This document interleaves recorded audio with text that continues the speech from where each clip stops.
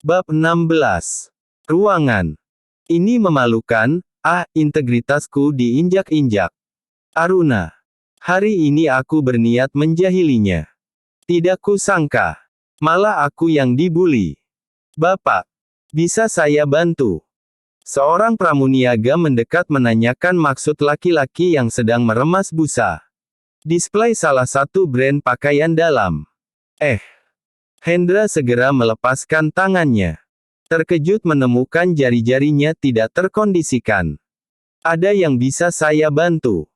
Sapa pramuniaga sekali lagi. Ada. Ukuran 36D. Tentu saja. Jawab perempuan berseragam hitam, riang. Anda suka yang berbusa atau? Oh maaf, maksud saya istri Anda biasanya menggunakan yang berbusa atau tanpa busa. Apa? Apa lagi ini? Hendra gak ngerti. Aku ambil semuanya. Lampunya sudah menyala, surya sudah kembali. Garis bawah Hendra baru sampai di mansion. Di mana Aruna? Tanya Hendra pada sekretarisnya, laki-laki yang sedang sibuk membereskan pantry. Dia sudah pulang. Jawab Surya datar. Yang benar. Apa Anda kecewa sobat, dia sudah pulang. Bisik Surya, jahil. Jangan bercanda. Hendra meletakkan beberapa barang belanjaan. Bagaimana kran air? Sudah beres. Apa aku bilang kita harus renovasi dulu tempat ini? Aku hanya bertanya. Kenapa dia yang marah? Hendra menyusuri ruang tengah.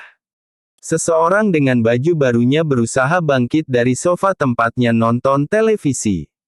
Makanan ringan masih menempel berantakan. Sudah dapat baju. Pria itu memperhatikan gerak-geriknya. Sekali lagi tidak sengaja memastikan lingkaran di depan dada. Benda itu lagi yang aku pikirkan. Ya. Dibelikan Pak Surya. Jawab Aruna. Jadi kau tidak butuh ini? Tanya Hendra polos. Sembari mengangkat sekantung plastik yang dia beli dengan tekanan mental luar biasa. Itu. Aruna berjalan cepat-cepat, satu kakinya tampak bermasalah. Berikan padaku. Gadis itu merebutnya, kasar. Garis bawah anak ini tidak tahu terima kasih. Kau tidak lupa mengatakan sesuatu. Mendengar ucapan Hendra, Aruna membalasnya dengan membuang muka, jutek. Siapa yang membuatku jadi begini? Aku akan berterima kasih kalau kamu minta maaf. Aruna jengkel. Dia benar-benar sedang lapar, capek dan kesal jadi satu. Baiklah aku minta maaf. Entah mengapa pria bermata biru terkesan melemah tiap kali Aruna menunjukkan ekspresi ngambek. Terima kasih. Lirih. Apa? Aku gak dengar. Mereka mulai berbicara non-formal. Kasih. Tuan. Muda. Aruna melontarkan kata-kata, meniru nada baca anak kecil yang baru belajar membaca. Dia yakin Hendra tadi mendengar ucapannya. Pria itu senang mengganggu. Lagi-lagi kau mengejekku, sudah bosan hidup ya? Hendra merebut kantong plastik fenomenal, simbol terinjaknya integritas diri sebagai CEO Grup Joyo Makmur. Mudah saja baginya menjauhkan kantong tersebut dari Aruna. Cukup mengangkat tangan ke atas. Dengan postur Hendra yang tinggi, Aruna mungil hanya bisa melompat sia-sia. Gadis tersebut tidak kehilangan akal. Sengaja melompat untuk menginjak kaki Hendra dan ketika pria itu mengadu, mengangkat satu kakinya. Aruna segera mendorong tubuh Hendra. Apa? Hendra tersungkur ke lantai. Dia tak habis pikir gadis kecil ini berani merangkak di atas tubuhnya lalu merampas barang yang dia inginkan. Bahkan rambut dan kemejanya menyapu wajah Hendra. Blus. Hendra memerah, kupingnya ikut panas. Jantung berdetak kencang, seakan ingin copot dari wadahnya. Pria itu membeku beberapa saat, tertegun sendirian. Sebelum menyadari gadis kecil nekat sudah menghilang di balik pintu. Bau harum olahan dua orang laki-laki bersahabat melayang di udara menyusup ke dalam hidung Aruna. Belum makan dari pagi. Ditambah rentetan kejadian melelahkan. Menggiring gadis itu keluar dari persembunyiannya. Terlatih dengan kaki linu. Aku capek sekali, adakah yang ingin membantuku? Pak Surya. Aruna berharap meminta bantuan. Dia sudah cukup terlihat dari pantry. Tapi rasanya untuk sampai di sini saja, sudah cukup nyut-nyutan. Kumohon. Panggil aku dengan cara lain. Sekretaris Hendra sepertinya keberatan dipanggil Pak di depan namanya. Aruna memutar otaknya, dia tidak cukup berani untuk sekedar memanggil nama. Itu kurang sopan. Mas. Bukankah dia dari Jawa? Gak mungkin juga aku panggil AA panggilan Sunda. Hai.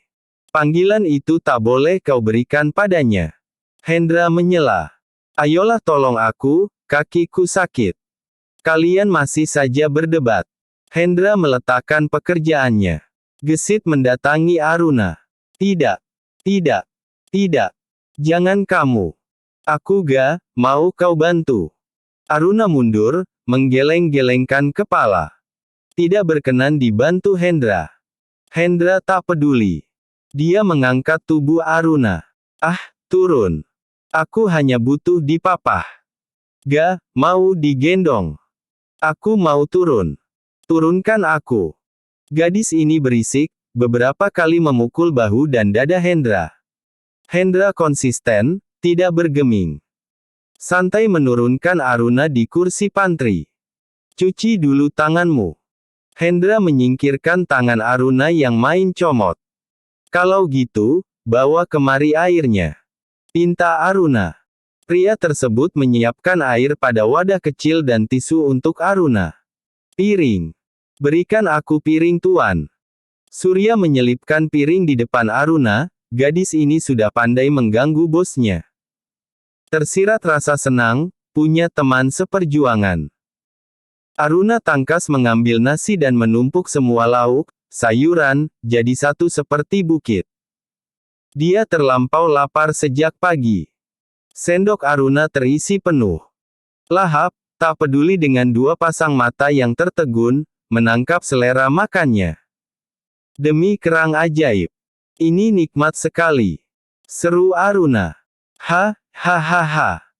Dua orang yang mengamati Aruna, spontan tertawa. Apa yang mereka tertawakan? Bagi Aruna, melontarkan ungkapan tersebut biasa saja. Ketika Okefood datang di outlet Surat Ajaib, lalu membawa makanan untuk teman-temannya yang seharian kuliah sambil bekerja. Mereka akan berebut membinasakan semuanya. Lalu melempar kata-kata semacam ini. Kebiasaan unik yang ditularkan Damar. Mungkin hidup dua orang di depannya terlalu serius, Aruna menyimpulkan.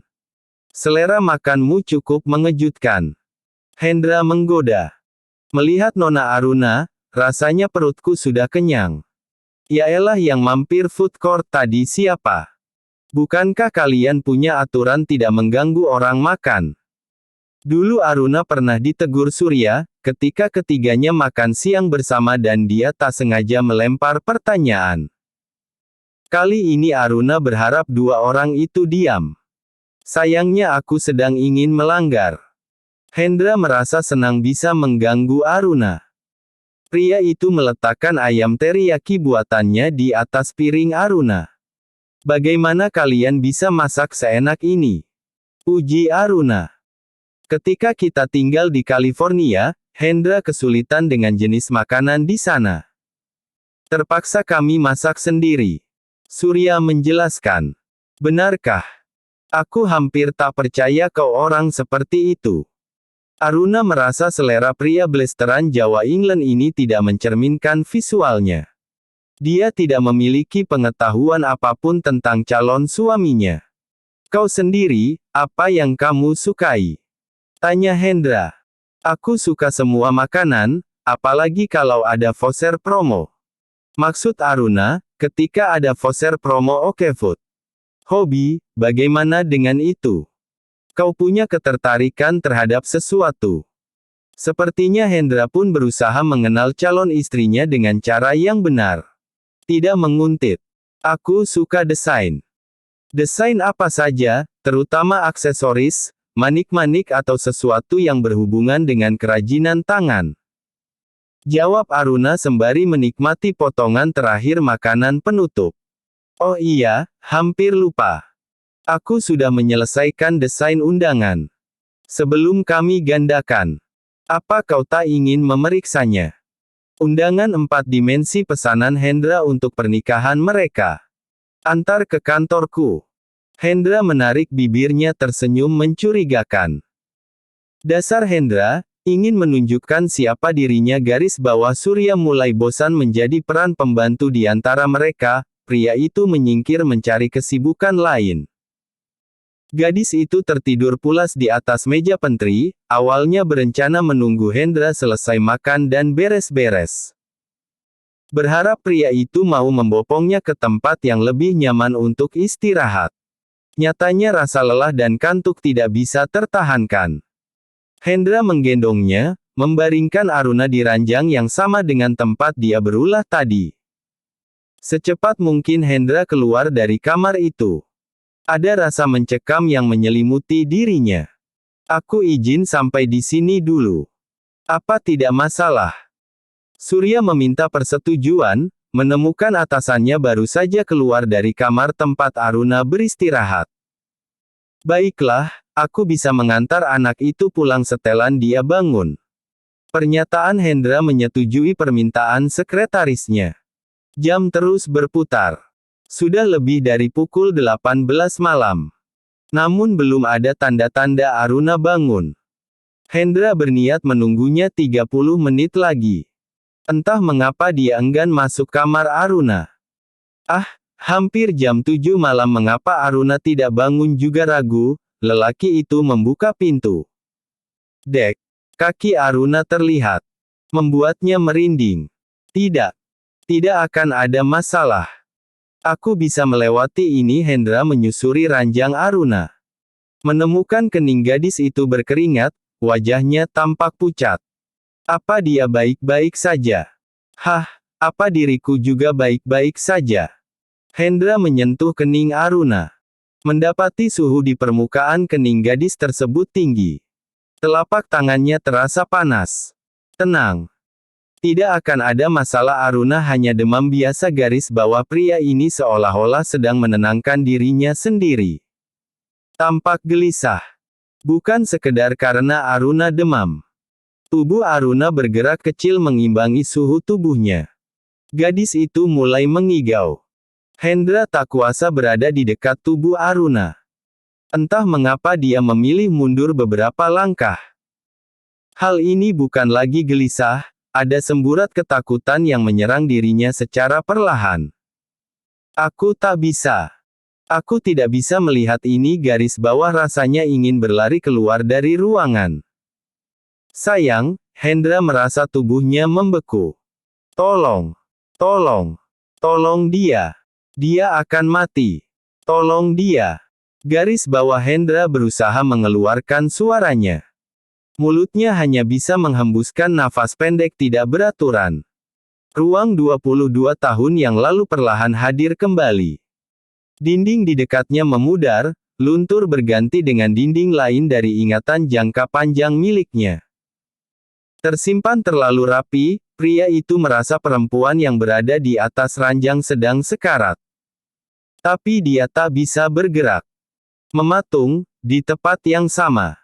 Suaraku. Aku tak mau seperti ini. Tidak. Ini tak nyata. Hendra berusaha mengumpulkan pikiran logisnya. Susah payah meraih handphone di saku celana. Pria itu berjuang keras, untuk sekedar mencari dan memencet layar screen. Akhirnya berhasil menekankan tombol terakhir. Telepon keluar. Hendra menghubungi sekretarisnya. Tolong. Tolong aku. Kemarilah tolong aku. Hendra berupaya mengucapkan permintaan tolong berulang kali. Saat handphonenya menyuarakan kata, "Halo, kau butuh sesuatu?" Hendra, "Halo. Aku tidak mendengarmu. Sekretarisnya kebingungan. Bro. Klatak. Mata Hendra merabun, buram lalu gelap. Dia hilang kesadaran. Jatuh bersama ingatan masa lalunya, PTSD Post-Traumatic Disorder menyapanya sekali lagi. Hai. Apa yang terjadi? Halo.